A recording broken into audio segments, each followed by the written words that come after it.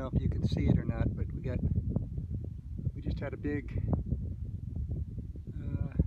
downpour right over the top of Blackbird's nest, and we've had one last night and one a couple nights before, and the airstrip is just doing great. It's holding, it's not washing out. There's a couple of little puddle areas, but no major anything at all washing out on the runway. And it just finished downpour. So I'm going to take a look up there now. Here's our new gate, of course. But I'm going to go look up there now. I mean, there were puddles on the runway about two minutes ago, and now there's nothing. So you can see a couple of little puddles along the side, but the airstrip itself is slightly crowned in the middle, and of course it has a 3% grade running from the very top up there towards me down here. And if I had to right now, I could land on this airstrip. It's not spongy, it's not muddy.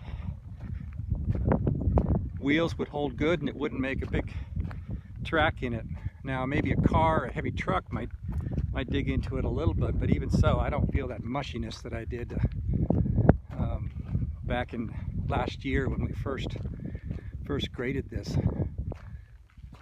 You can see a little bit of water right here, but it's all soaked in, and no footprints, no mud. Nice and solid on top. No footprints, no mud right here either. It's a little bit of rundown on this side, but that's really not the runway right there. That's kind of like the skirt of the runway right there. And of course, this is all going to be regraded for the hangar right in here. Hangar's going to go from this rock over to that rock there.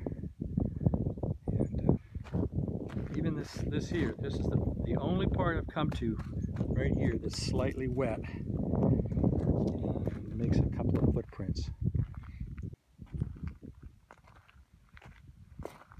And I think once we get this this line recreated and put some rock up there, I'll slope that just at the bottom of the rock. I'll slope it in there and create a trough that goes down here, and it will run in a culvert right underneath the front of the runway, and we'll put a little drain kind of on either side of it there, and let it drain in there.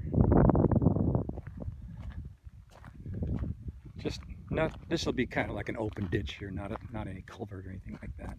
It's just not necessary right now. It just kind of is collecting off the hill.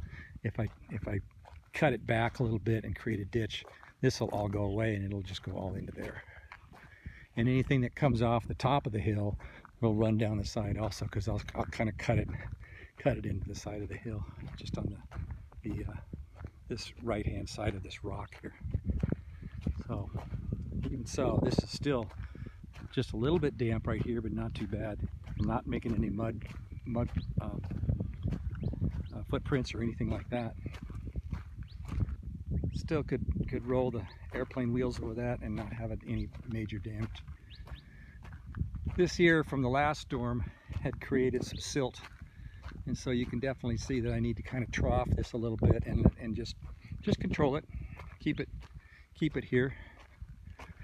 But I can probably extend this catch to go into the culvert to send it over to the other side of the runway.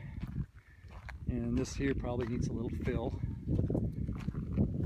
God, that's not bad for the downpour we just had. Boy, it was coming down hard.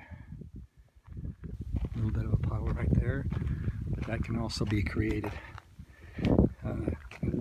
Create the trough right there, so anything that leaks over the top here or down here stays in there and stays down that side of the runway.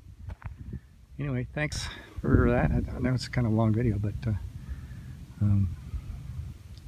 it's important if you own your own airstrip that you can use it, you know, shortly after it rains and stuff like that.